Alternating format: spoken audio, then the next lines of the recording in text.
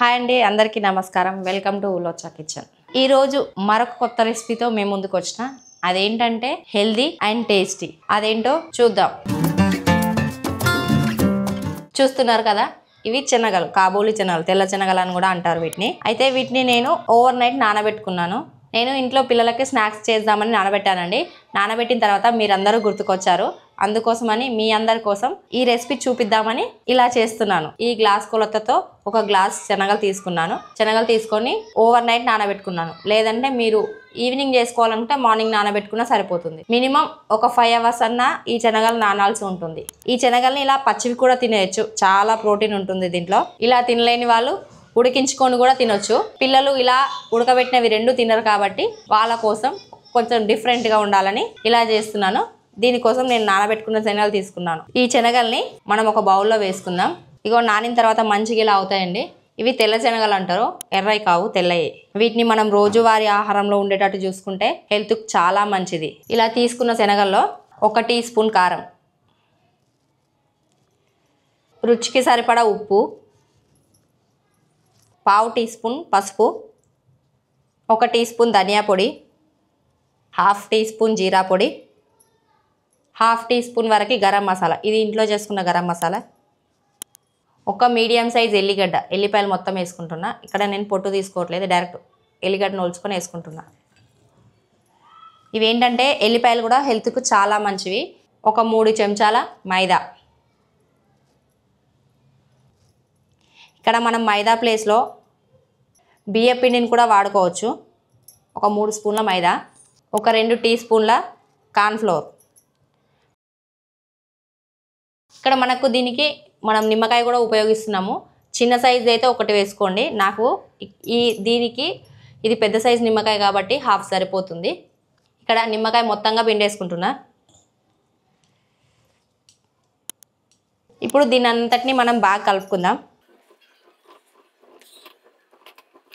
దీన్ని మనం తెల్ల శనగల పకోడీ అని కూడా అనొచ్చు, లేదంటే చెనా చాట్ అని కూడా అనుకోవచ్చు. నేనైతే పకోడీ అంటున్నా. పిల్లలకు ఇష్టంగా తింటారు. పకోడీ అంటే కొంతమంది బాగా ఇష్టంగా తింటారు కదా, అట్లా ఇది చేసి పెడితే చూసుకొని వాటర్ వేసుకుంటూ కలుపుకోవాలి. ఈ మసాలా అంతా ఈ శనగలకు మంచిగా పట్టించుకోవాలి. పిండి అంతా కింద ఉండిపోతుంది, చూసుకోకుండా వేసుకోవద్దు. ఒకవేళ సరిపోలేదు అనుకుంటే మళ్ళీ అదొక స్పూను, కార్న్ఫ్లోర్ 1 స్పూను వేసుకోండి. అంతేగాని ముందే పిండి మరీ ఎక్కువ వేసేసుకోవద్దు. ఎందుకంటే మనం డీప్ ఫ్రై చేసేటప్పుడు ఈ శనగలు అనేటివి ఉడకవు. ఇప్పుడు ఈ కలిపి పెట్టుకున్నాం కదా ఈ శనగల్ని, వీటిని పక్కన పెట్టుకొని మనం నూనె వేడి చేసుకుందాం. ఒక బాండి పెట్టుకొని మనం దీంట్లో ఆయిల్ వేసుకుందాం.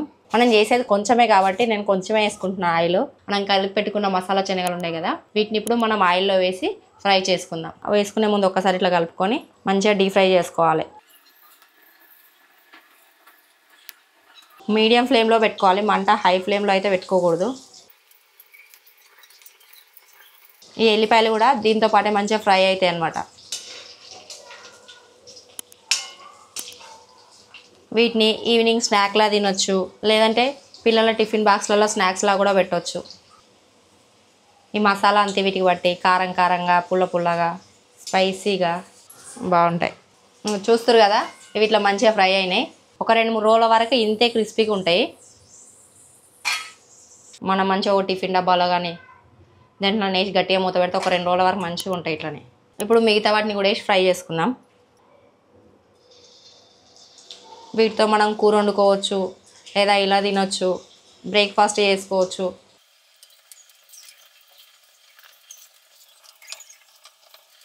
ఇలా మిగతా వాటిని అన్నింటినీ కూడా వేసి మంచిగా ఫ్రై చేసుకుందాం. ఇవి మనకు మంచిగా ఫ్రై అవ్వడానికి 3 నుంచి 5 నిమిషాలు పడుతుంది. మంట మాత్రం మీడియం ఫ్లేమ్లో పెట్టి ఫ్రై చేసుకోవాలి, క్రిస్పీగా వస్తాయి. చూస్తారు కదా కలర్ ఎంత మంచిగా వచ్చినాయి, మంచి బంగారు రంగు కలర్ వచ్చినాయి.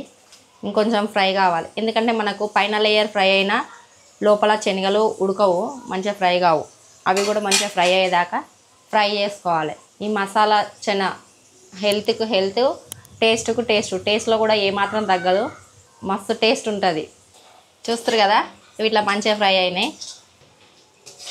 ఇంకే వీటిని పక్కకు తీసుకుందాం. చూస్తారు కదా మంచిగా సౌండ్ ఎంత బాగా వస్తున్నాయో. ఇలా మనం మంచిగా ఫ్రై చేసి పెట్టుకుంటే స్టోరేజ్ మంచిగా ఉంటాయి. లేదు అంటే కొంచెం మనకు పైన మంచి క్రిస్పీగా అవుతుంది, కానీ లోపల కొంచెం పచ్చి పచ్చిగానే ఉంటుంది కాబట్టి మనకు నిల్వ ఎక్కువ ఉండదు. వీటిని మనం స్పెషల్ మిక్చర్లలో కూడా వేసుకొని తినొచ్చు. కొంచెం ఇవి ఫ్రై అవ్వడానికి టైం తీసుకుంటుంది కానీ టేస్ట్ కూడా అంతే బాగుంటుంది. ఇగో ఇవి ఇట్లా ఫ్రై అవుతున్నాయి కదా, ఇక లాస్ట్ అందుకోసమని ఫ్రై అయ్యేటప్పుడు నేను మధ్యలోకి చీరు పెట్టుకున్న పచ్చిమిర్చి, ఒక 10 పచ్చిమిర్చి, కొంచెం కరివేపాకు, ఇవి 2 వేసి మంచిగా ఫ్రై చేసుకుంటున్నాను. దీంతో పాటు మిరపకాయలు కూడా మంచిగా ఫ్రై అవుతాయి కాబట్టి కారం కూడా ఉండవు. పచ్చిమిర్చి కొంచెం ఫ్రై అయినాక మనం ఇవి వేసుకుందాం, కరివేపాకు వేసుకుందాం. ఇంకో ఇవి ఇట్లా ఫ్రై అయ్యేటప్పుడు కరివేపాకు కూడా వేస్తున్నా.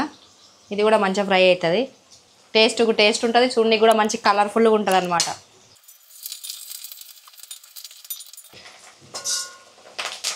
కరివేపాకు కూడా మంచిగా క్రిస్పీగా అయ్యేదాకా ఫ్రై చేసుకోవాలి. ఇంక ఇవన్నీ ఇట్లా మంచిగా ఫ్రై అయినాయి కదా, ఇప్పుడు వీటిని తీసేసుకొని మనం ఒక ప్లేట్లోకి సర్వ్ చేసుకుందాం దీన్నంతా.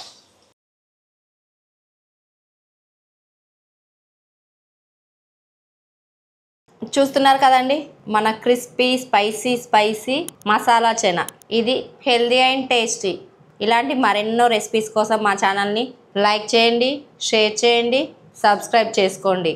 పక్కనున్న గంట సింబల్ని కొట్టడం మాత్రం అస్సలు మర్చిపోకండి. మీ ఫ్రెండ్స్ అండ్ ఫ్యామిలీ మెంబర్స్కి షేర్ చేయండి. చూస్తున్నారు కానీ చాలామంది సబ్స్క్రైబ్ చేసుకోవట్లేదు. ప్లీజ్ మా ఛానల్ని సబ్స్క్రైబ్ చేసుకోండి.